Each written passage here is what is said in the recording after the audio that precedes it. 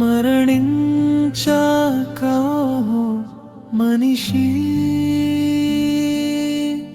నువ్వు మంచివాడివి అయిపోతావురా.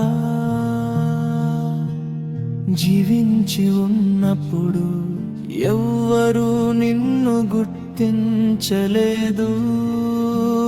చిన్నోడికి అయినా పెద్దోడికి అయినా సచ్చినాక దేవుడివి అవుతావు. నీ కాళ్ళు మొక్కేరు, నీ పాడే ఎత్తేరు. గాలి తగిలితే నువ్వు వచ్చావని అనిపిస్తుంది, నీడ పడితే నువ్వే అని అనిపిస్తుంది.